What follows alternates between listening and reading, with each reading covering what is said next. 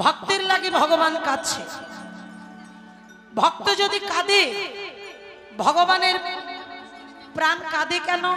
প্রকৃত ভক্ত শুদ্ধ প্রেম ভক্তি নিয়ে, অনুরাগ নিয়ে যদি ভক্ত ভগবানকে ডাকার মতো ডাকতে পারে, একটু লক্ষ্য করবে মায়েরা, তবে নিশ্চয়ই আমার ভগবান ছুটে আসবে সেই ভক্তের কাছে।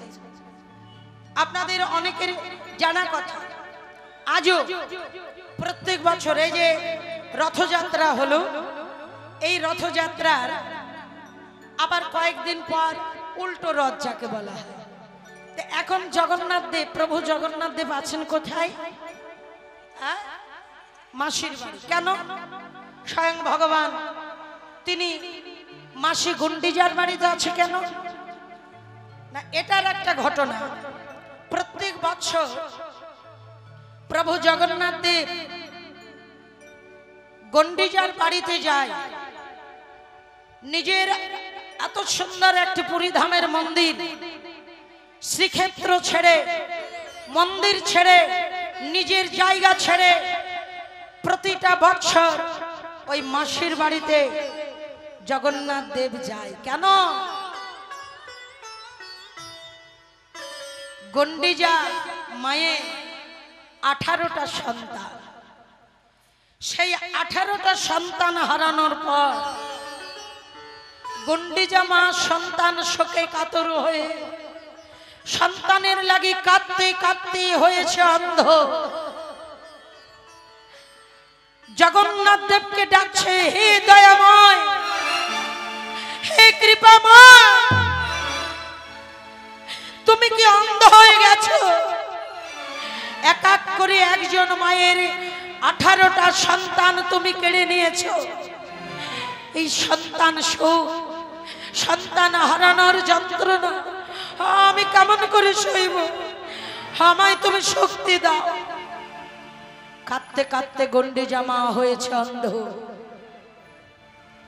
গুন্ডিজা মায়ের কান্না ধ্বনি শ্রবণ করতে করতে জগন্নাথ, প্রভু জগন্নাথ আর স্থির থাকতে পারলেন না। ভক্তের ডাকে ভগবান সেখান থেকে একদিন ছুটে এসেছে। গুন্ডিজা মা অন্ধ হয়ে বসে বসে আজও কাঁদছে। প্রভু জগন্নাথ পিছন থেকে এসে ডাকছে, মা, ও মা, মা। কে কে আমায় মা বলে ডাকলো? জগতে আমায় মা বলে ডাকবার মতো তো আমার কোনো সন্তান নেই। প্রভু জগন্নাথ সে তো আমার সমস্ত সন্তান কেড়ে নিয়েছে। 18টা সন্তান হারানোর পর আজ আমায় মা বলে ডাকবার মতো জগতে আর কেউ নেই। তুমি কে? তুমি কে আমায় মা বলে ডাকলে? গুন্ডিজা মায়ের 18টা সন্তান, হরি বল। সেই 18টা সন্তানে কোথায়? 18টা সন্তানের কাটামুন্ড আছে, যেখানে পড়েছে যেই সেতু তৈরি করেছে, 18টা থাম্বা তৈরি করেছে, সেখান থেকে তৈরি হয়েছে 18 নালা। আপনারা যারা পুরীধামে জগন্নাথ দর্শনে গেছেন, শুধু জগন্নাথ দর্শন নয়, ওই 18 নালা দর্শন করতে হবে, নইলে পুরীধামে জগন্নাথ দর্শনে কোনো পূর্ণ ফল লাভ হবে না। 18 নালা দর্শন করবেন এবং ওই সঙ্গে দর্শন করবে কি?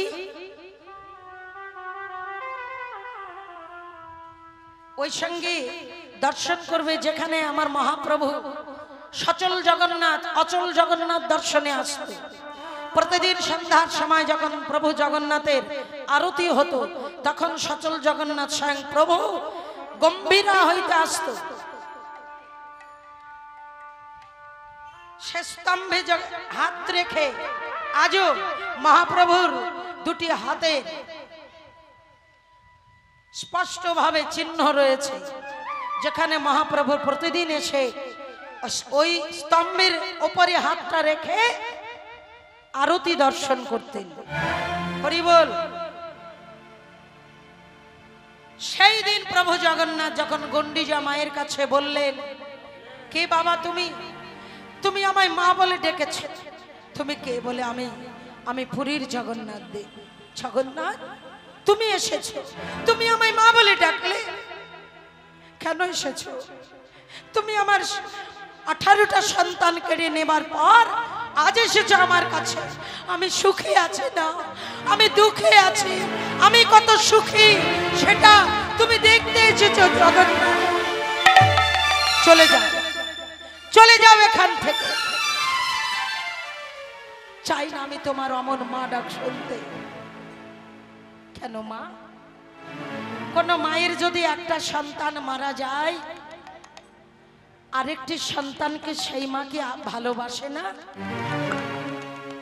আরেকটি সন্তানকে সেই মাকে আদর করে না? কি গো মা, তুমি আমায় ভালোবাসবে না? ভালোবাসা, ভালোবাসবো। পারবে তুমি এই অভাগিনী মায়ের হাতে রান্না খেতে? পারবে তুমি এই অভাগিনী মায়ের ঘরে থাকতে? কথা দাও প্রভু, তুমি যদি সন্তান হয়ে আমার ঘরে থাকতে পারো, তুমি যদি আমার হাতে রান্না খেতে পারো, তবেই আমি জানবো সত্যি তুমি ভক্তের ভগবান। নিতাই গৌর হরি বল। সেই দিন জগন্নাথ কথা দিয়েছিলেন গন্ডিজা মাকে, মা আজ আমি তোমায় মা বলে ডেকেছি, কিন্তু আজ আমি তোমায় কথা দিলাম, যতদিন এই পুরী ধামে আমি থাকব, যতদিন এই পুরী ধামে শ্রীক্ষেত্রে আমি থাকব, বিশ্ব ব্রহ্মাণ্ড তোলপাড় হয়ে গেল, আমি তোমায় কথা দিচ্ছি আমি তোমার ঘরে আসব। প্রতিটা বছর আমি 9 দিন করে আমি তোমার ঘরে থাকব, তোমার হাতের রান্না সেবা করে যাব। কিন্তু স্থান মায়ের পরে যে মাসির স্থান, তুমি হবে আমার গন্ডিজা মাসি। নিতাই গৌর হরি। তাই আজও প্রভু জগন্নাথ দেব এই 9টা দিন থাকেন কোথায়? গন্ডিজা মাসির ঘরে। 9 দিন পরে আবার প্রভু জগন্নাথ নিজ স্থানে ফিরে যাবেন, যাকে বলে উল্টো রথ। নিতাই গৌর হরি বল। তো ভগবান যে লীলা করলেন, এ লীলায় জীব শিক্ষাটা কি না? উত্তর গোষ্ঠ লীলায় জীব শিক্ষা হলো প্রতিটা মানব জীবের জীবনে একদিন না একদিন এই উত্তর গোষ্ঠ লীলা হবেই হবে। যদি বলো কবে, কখন? হরি বল। পরীক্ষিত মহারাজকে বলেছিল না 7 দিনের মধ্যে তোমার মৃত্যু হবে? তো ওই 7 দিন ধরে পরীক্ষিত মহারাজ 7 দিন 7 রাত্রি একইভাবে বসে বসে কীর্তন শ্রবণ করেছেন, ভাগবত পাঠ শ্রবণ করেছেন। আর সেই কীর্তন শ্রবণ করালো কি বাবা? হরে কৃষ্ণ। যে কীর্তনিয়ার মধ্যে শ্রেষ্ঠ কীর্তনিয়া। এই যে আপনারা যদি বলেন আমি একজন কীর্তনিয়া, কিন্তু সেটা বড় ভুল হবে। আমি কিন্তু কীর্তনিয়া নয়। কীর্তনিয়া যার শ্রীমুখের কীর্তন শ্রবণ করে পরীক্ষিত মহারাজ তার দিব্য জ্ঞান ফিরেছিল। নিতাই গৌর হরি বল। সেই কীর্তনিয়া হচ্ছে শুকদেব গোস্বামী। নিতাই গৌর হরি বল। সেই শুকদেব গোস্বামীর শ্রীমুখের কীর্তন শ্রবণ করেছিলেন একমাত্র কে? পরীক্ষিত মহারাজ। হরি বল। তো 7 দিনের মধ্যে মৃত্যু হবে, এই কথাটা কি সত্যি? কি গো, এখানে সভা মাঝে উপস্থিত ভক্তমণ্ডলী প্রত্যেকে নিজে নিজে বিচার করে বলো তো, যে আমাদেরকে সত্যি 7 দিনের মধ্যে আমরা সবাই মরে যাব কি? আমার মা বলছে না, এখনো অনেক দিন বাঁচব। হরি বল। এই যে 7 দিনের মধ্যে আমাদের সকলের মৃত্যু হবে, পৃথিবী পৃথিবীতে সবকিছু মিথ্যে হতে পারে, কিন্তু যারা এই ভবের বাজারে জন্মেলেই মরিতে হবে অমরকে তুমি কোথা পাবে? যার জন্ম আছে তার একদিন না একদিন মৃত্যু হবেই হবে। নিতাই গৌর হরি বল। তাহলে 7 দিনের মধ্যে আমাদের মৃত্যু হবে না কেন? সোম থেকে রবিবার বা রবিবার থেকে শনিবার কদিন হচ্ছে, মানে 1 সপ্তাহ যাকে বলা হয়। এই 7 দিনের মধ্যে যে কোনো দিনে আমাদের মৃত্যু হতেই পারে। কেউ মঙ্গলবার, কেউ সোমবার, কেউ রবিবার, কেউ শনিবার, তাই না? তাহলে আমাদের প্রত্যেকের এই 7 দিনের মধ্যে মৃত্যু হবে। রাধে রাধে। তো প্রত্যেক মানব জীবের জীবনে, হরে কৃষ্ণ, প্রত্যেক মানব জীবের জীবনে একদিন না একদিন এই উত্তর গোষ্ঠী লীলা হবেই হবে। রাধে। কবে গো? যেদিন আমার দেহ ছেড়ে পরমাত্মা ভগবান চলে যাবে, যেদিন আমার খাঁচা ছেড়ে সোনালী পাখিটা উড়ে যাবে,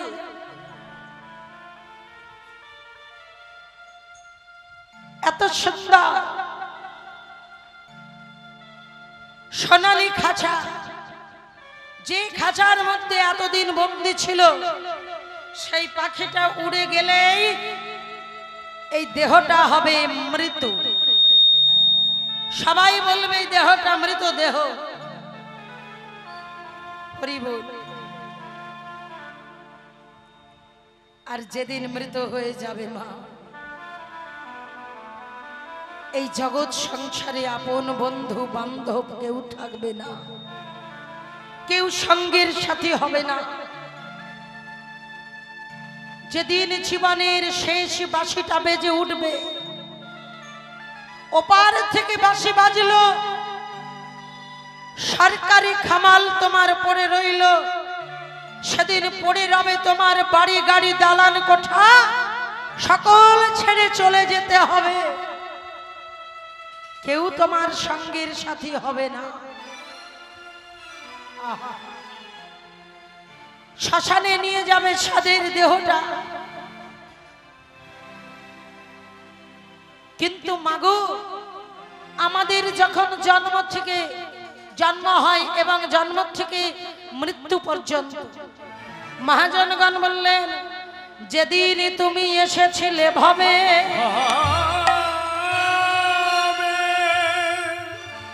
তুমি মাত্র কেঁদেছিলে, হেসেছিল সবে, হেসেছিল সবে। ধীরে ধীরে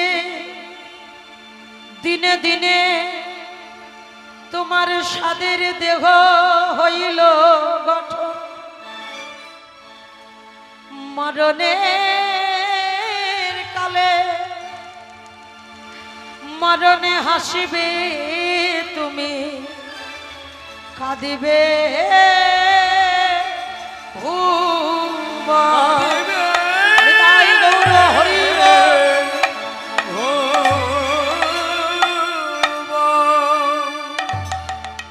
একটি নবজাত শিশুর জন্ম হয়েছে।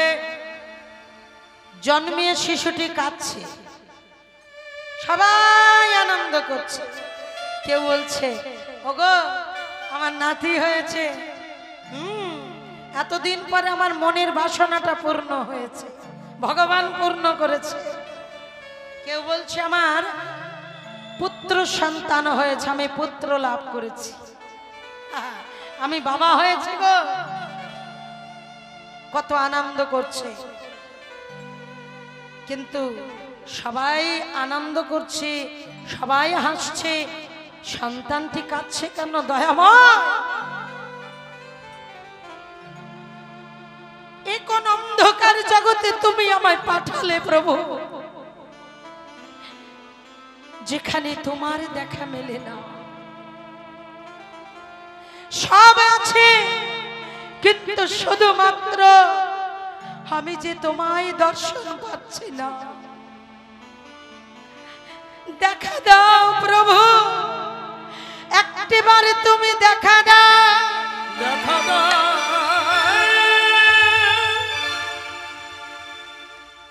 তুমি কৃপা করে আমায় এই অন্ধকার জগৎ হইতে মুক্তি দাও। কাছে দিনে দিনে দেহটা হইল গঠন, মরণের কালে হাসবে তুমি, কাঁদবে ভুবন। যেদিন তোমার মৃত্যু সমরে আসবে, সেদিন হাসতে হাসতে মায়ার বন্ধন ছিন্ন করে এই মায়ার অন্ধকার জগৎ ছেড়ে তুমি হাসতে হাসতে চলে যাবে। সবাই কাঁদবে, কেউ পুত্র শোকে কাতর, কেউ স্বামীর শোকে কাতর, কেউ পিতার শোকে কাতর। হরি বল। কিন্তু এটা তো চির সত্য মা। শ্মশানে নিয়ে যাবে মৃতদেহটা, মস্তকটা কোথায় কোন দিকে দেয় মা? চিতার ওপরে যখন শ্মশানে মৃতদেহ শয়ন করে, মস্তকটা কোন দিকে? উত্তর দিকে, আর চরণ থাকে দক্ষিণে। এটাই হলো কলিহত জীবের জীবনের উত্তর গোষ্ঠ লীলা। নিতাই গৌর হরি বল। হরি হরি বল। এত সুন্দর জন্ম আমরা পেয়েছি। ভগবান গোপাল কৃষ্ণ খেলা করছেন কোথায়? গোচারণের খেলা, গোচারণের মাঠে। ধন্যবাদ পাল দ্বাদশ শাখার সঙ্গে সারাদিন খেলা করছে। গগনে বেলা আর নেই, সূর্য অস্ত যায়, আর বিলম্ব নয়। শ্রীদাম পাল জড়ো কর, পাল জড়ো করে নে ভাই, আর বিলম্ব করিস না। শ্রীদাম রে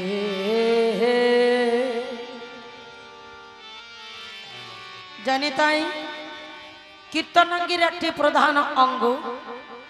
একটি বড় তালের গান আস্বাদন করুন। এই গানটি হচ্ছে বড় মধ্যম 28 মাত্রা তাল। একটু ধৈর্য ধরে আস্বাদন করবেন, কেমন? ও ভাই শ্রীদাম রে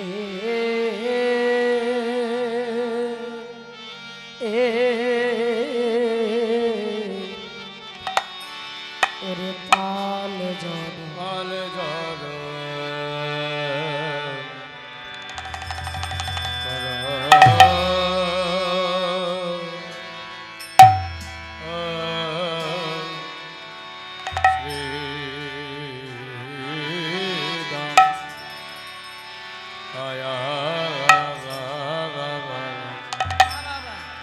পাল জড়ো করো শ্রীদাম।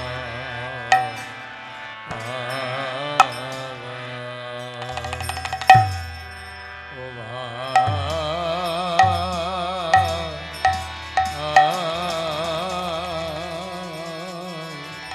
আয়সা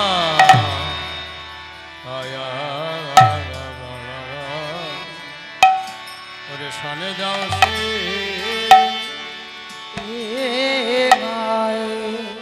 আয়া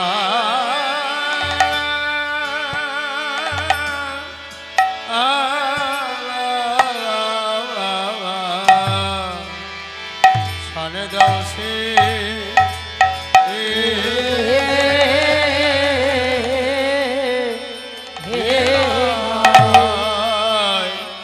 ও ভাই শ্রীদাম রে আয়ে আরে ওরে পাল পাল পাল জড়ো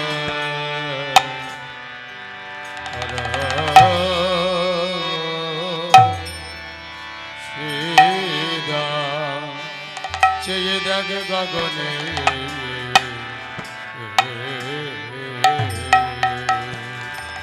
গগনিয়া বেলা বেলা নাই রে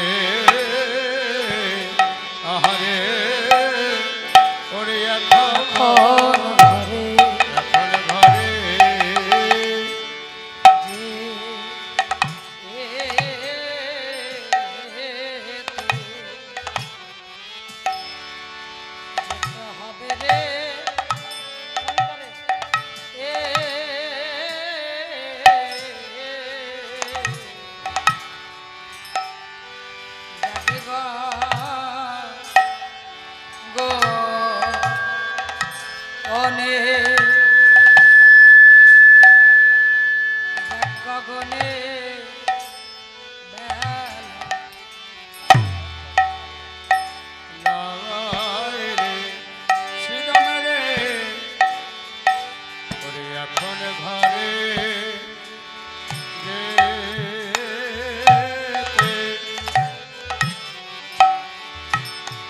যেতে হবে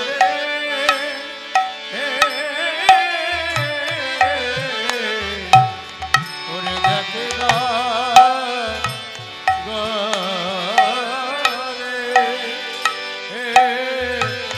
গগনে আর বেলা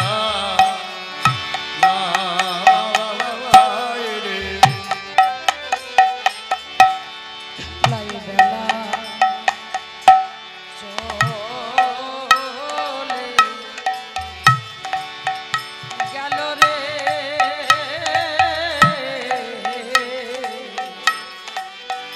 চল চল মোরা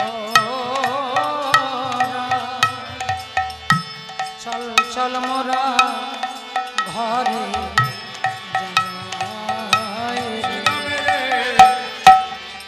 ঘন ঘন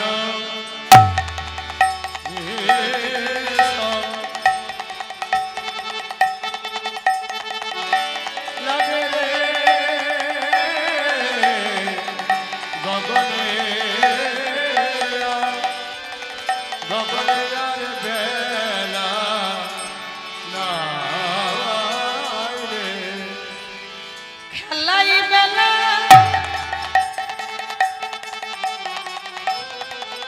চলে গেল রে চল চল মোরা চল চল মোরা কোঠে যাই রে ওরে ঘন ঘন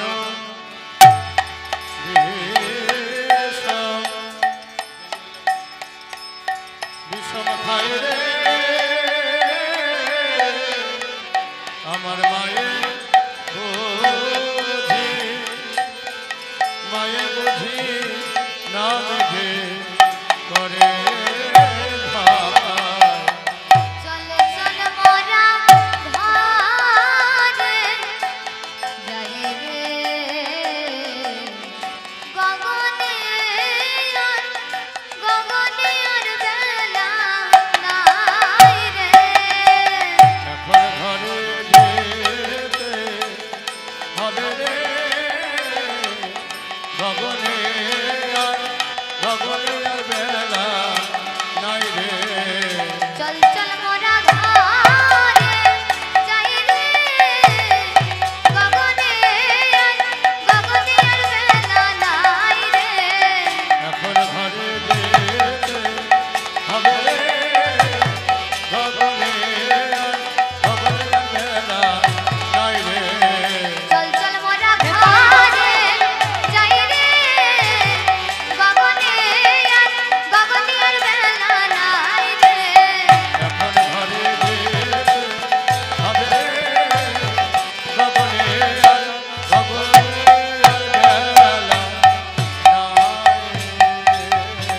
চল চল মোরা ঘরে যাই রে গগনে আর বেলা নাই রে এখন ঘরে যেতে হবে রে গগনে বেলা নাই রে চল চল মোরা ঘরে যাই রে গগনে আর বেলা আরে নাই ও পাল ধরো করো শ্রীরাম পালে জড় কর শ্রীরাম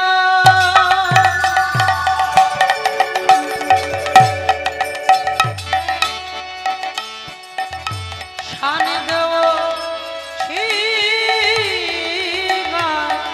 সভানবী সমাখায় নাম করে মায়ের ও সবান বীর সমাখাই নাম করে মা আমার মা বুঝি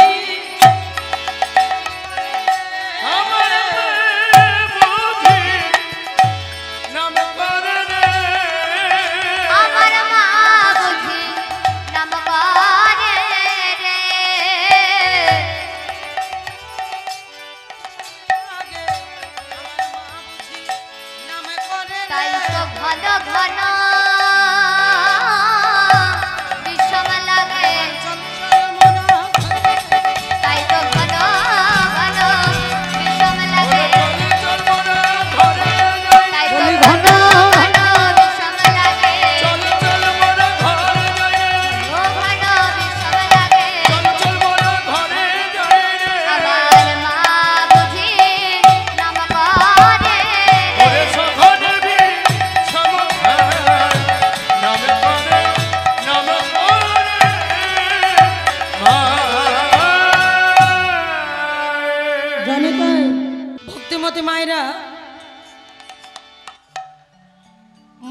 ছেলের নাম করে তাহলে ছেলের কি হয়? হলো না? ছেলের কি হয় গো? ছেলের বিষম লাগে। আর বউ যদি স্বামীর নাম করে, আমাদের এই দয়ানগরের বৌমারা স্বামীকে নাম ধরে ডাকে না বুঝি? ডাকে? হ্যাঁ, স্বামীকে নাম ধরে না ডাকলে স্বামী স্ত্রীর যে মধুর ভালোবাসা সেটা গাঢ় হবে না। আর বউ যখন স্বামীর নাম ধরে ডাকে, স্বামী চিন্তা করছে সর্বনাশ, এতদিন থেকে এত বড় হয়েছি গো, এত মিষ্টি করে, তুমি যত মিষ্টি করে আমায় ডাকো এত মিষ্টি করে কেউ কোনোদিন ডাকেন। বলে না বাবা মা এত ডেকেছে, কিন্তু মায়ের ডাক সেই ভুল হয়ে গেল। এখানে মায়ের ডাকে এতদিন পরে তেতো হয়ে গেল, আর বউয়ের ডাকটা মিষ্টি হয়ে গেল। পাশের বাড়ি থেকে বলছে, ও দিদি দুঃখ করিস না লা, এটা জগতের নিয়ম, ছেলে আর তোর নেই, ছেলে এখন বউয়ের হয়েছে, তাই তো? গোবিন্দ বলছে শ্রীরামের এই পাল জড়ো করে নে, আমাদেরও একদিন যাবার সময়, সেই ঘরে যেদিন যাবার সময় হবে আমাদের এই পাল জড়ো করতে হবে। তাই পাল জড়ো করে নে, বেলি অবসান হইল, চলো যাই ঘরে।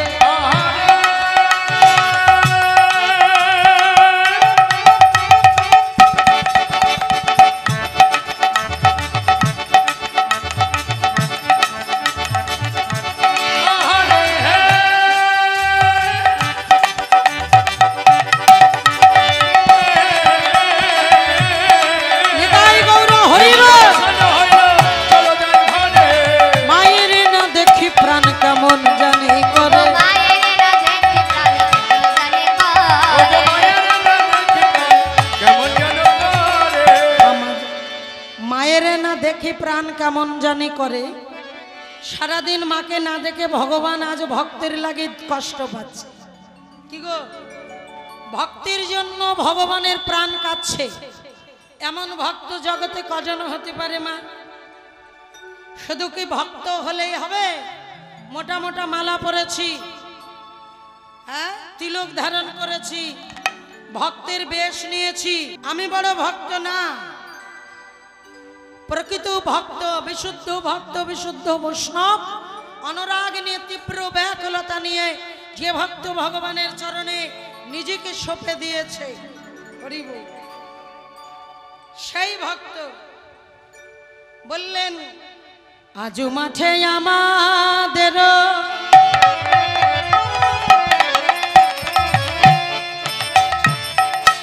বিলম্ব দেখিয়া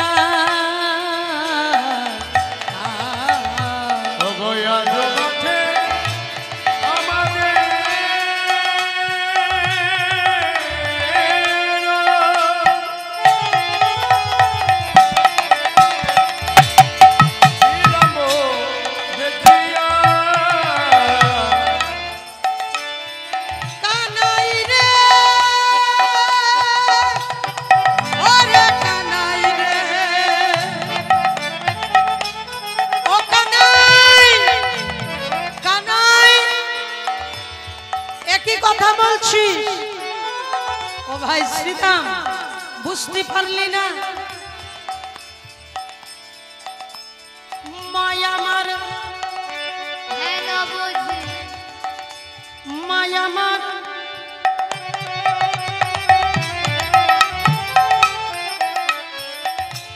নবনের থালা হাত নিয়ে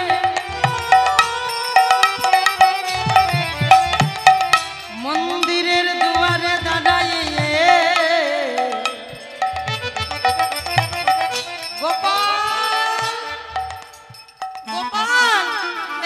বাবা, গোপাল এলি নাকি? গোপালে গোপালে বলে আমার মা বুঝি কাঁদে, তো জানিস মা কাঁদানো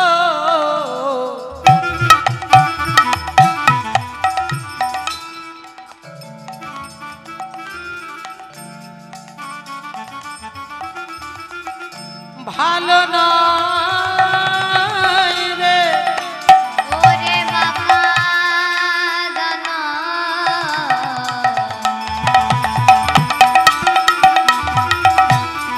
ভালো নয় রে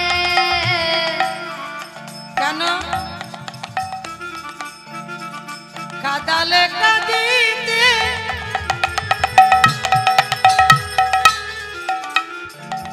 কাদিতে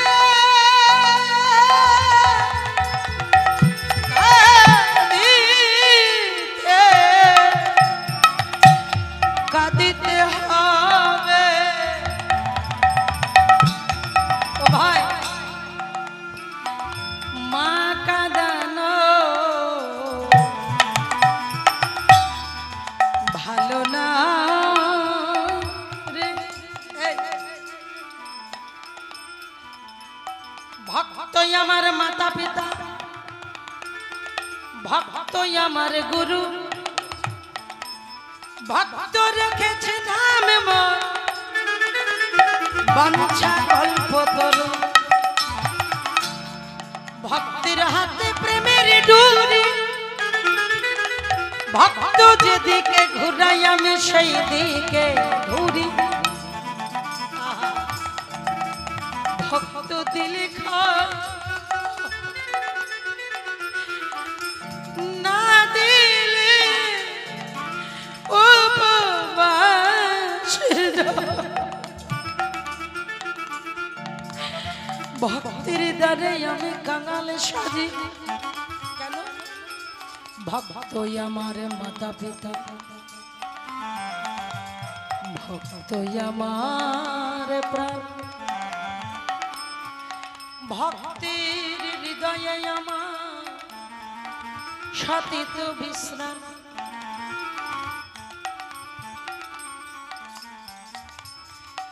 জীবনে মারণে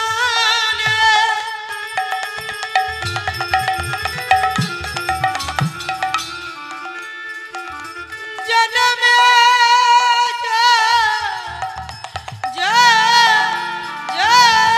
জন্মে আমি যে ভক্তির ঘরে আমি ভক্তির ঘরে বাধা ভক্ত পদরজ ভক্ত পদজল ভক্ত ভুক্ত অবশিষ্ট তিন মহাবল তাই ভক্তের চোখের জল আমি সইতে পারি না চল চল মোরা ঘরে ফিরে যাই মায়া আমার এমন ভাবে কাছে বলরাম দাস কহে শুনি কানায়ের বল সকল রাখালো মাঝে পড়ে তরল জানি তাই গৌর হরি বল তাই ভক্তবাঞ্ছা কল্পতরু আজ ভক্তের লাগে কাছে রাধে বিলম্ব করো না শ্রীদাম বললেন নারী ভাই তোর পাল জড়ো আমি করতে পারবো না তোর পাল তুই জড়ো কর তোর ওই কামা ধেনু তুই ফেরা তোর ওই চোরা ধেনু তুই ফেরা আমি পারবো না কানাই রে তো চোরা ধেনু ফিরা রে কানাই রে তো নেতাই গৌর হরিবল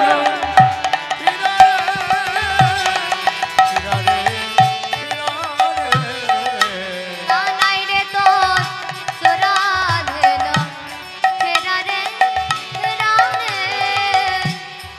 অমনি গোবিন্দ কি করলেন চাঁদি মুখে দিয়া বেনো নামে লইয়া সব ধেন ডাকিতে লাগিল উচ্চ উচ্চ স্বরে উলুধ্বনি কাজ মুখে দিয়া বেনো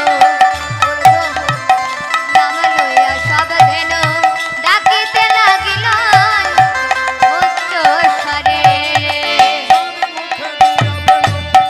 নামে লইয়া সব ধেনু ডাকিতে লাগিল উচ্চ উচ্চ স্বরে কাজ মুখে দিয়া বেনো নাম লইয়া সব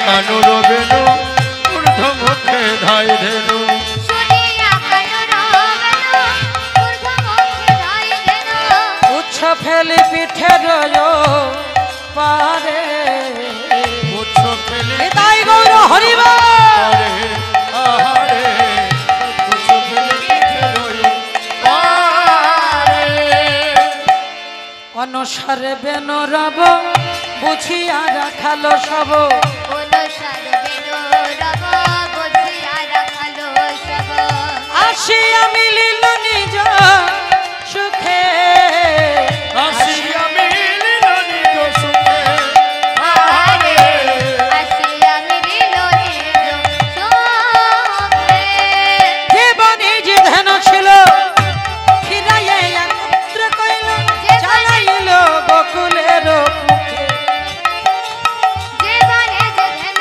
ছিল ফিরাইয়া একত্র কইল চালাইল বকুলের মুখে এবার সমস্ত ধেনুর পাল নিয়ে হয়ে হয়ে রব করতে করতে সবাই যাবটের পথ ধরে চলেছে নিতাই গৌর হরিবল সকলে যাচ্ছে কেমন ভাবে কি গো এই যে গোপালের মায়েরা তোমরা গোপাল ঘরে পেতে চাও আচ্ছা কারা কারা গোপাল ঘরে পাবে হাত তোলো সবাই একসঙ্গে বলো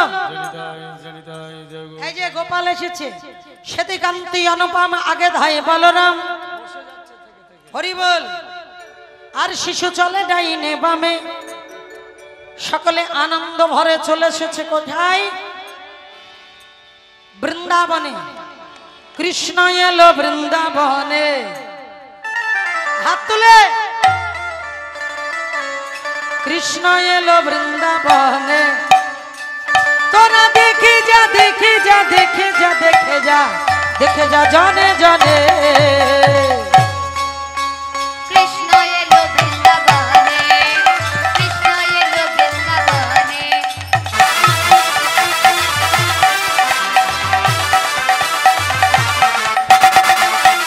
নিতাই গৌর হরিবল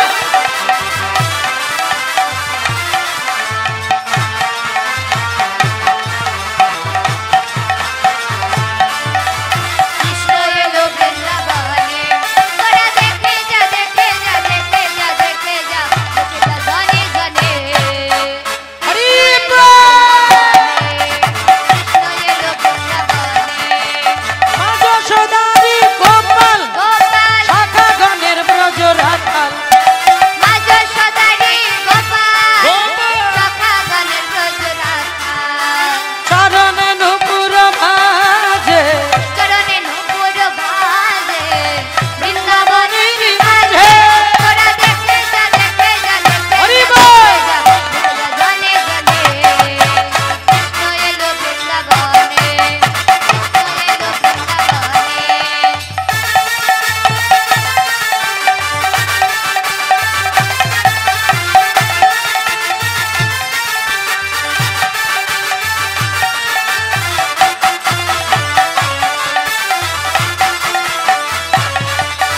গলে দোলে বনমালা মালা গলে সকলে একসঙ্গে নিতাই গৌর গলে হরিবল গলে মালা হাতে বাঁধা বাজুমালা চরণে নুপুর ভাজে চরণে নূপুর ভাজে বৃন্দাবনের মাঝে তোরা দেখে যা দেখে হরি যা বল। দেখে যা জনে জনে কৃষ্ণ এলো বৃন্দাবনে কৃষ্ণ এলো বৃন্দাবনে কৃষ্ণ এলো বৃন্দাবনে নিতাই গৌর হরিবল বৃন্দাবনে কৃষ্ণ এলো বৃন্দাবনে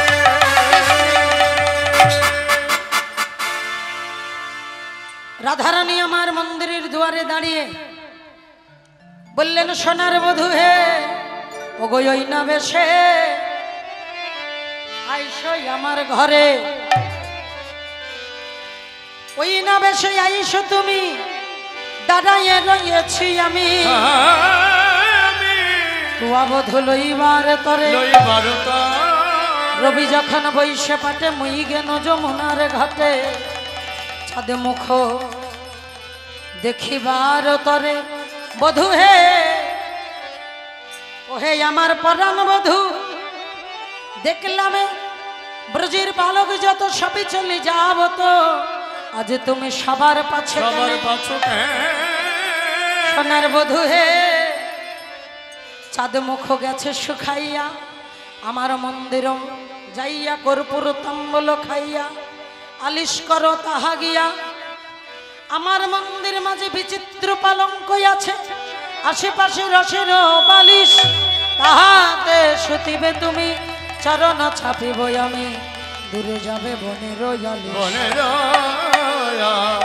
আলে। রাধে রাধারানীর কাছে বিদায় চাইলেন এখন আমি যাই ঘরে মায়ে যে আরতি করি সখায় সবে করলো পায়ান আনন্দ ভরে গোবিন্দ মায়ের কাছে গেলেন এবার মা গোপালকে দর্শন করে গোপালের চাঁদ বদন সুভাষিত বাড়িয়ানে বদন পক্ষাইলে নেত্রই অঞ্চলে মা বদন মুছাইলেন এবারে রামে কানাইকে যুগল করে বসাইয়ে মা আমার আরতি করে সকলে আরতি করে নন্দরানী বলো আরতি করে নন্দরানী। আরতি করে নন্দরানী বালক মুখ হেরি রে, আরতি করে নন্দরানী। নিতাই গৌর হরিবল হেরি রে আরতি করে নন্দরানী গাওয়াত নবনয়নী গান, গাবত নবনয়নী গান যখন সব হেরি রে। আরতি করে নন্দরানী বালক হেরি রে আরতি করে নন্দরানী রম্ভা ফল ভৃত প্রদীপ, রম্ভা ফল ঘৃত প্রদীপ পুষ্প রচিত থানি রে। আরতি করে নন্দরানী বালক হেরি রে আরতি করে নন্দরানী সুন্দরী গণ হলুক উলুধ্বনি সুন্দরী গণ হলুক দায়, শিশু গণ করতালি রে।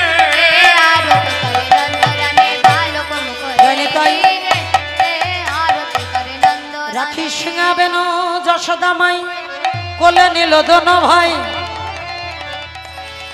রাম কানাইকে যুগল করে মায়ের কোলে বসালেন দক্ষিণে শ্রী বলরাম বামেতে কানাই রাম কানাই মায়ের কোলে মিলন হলো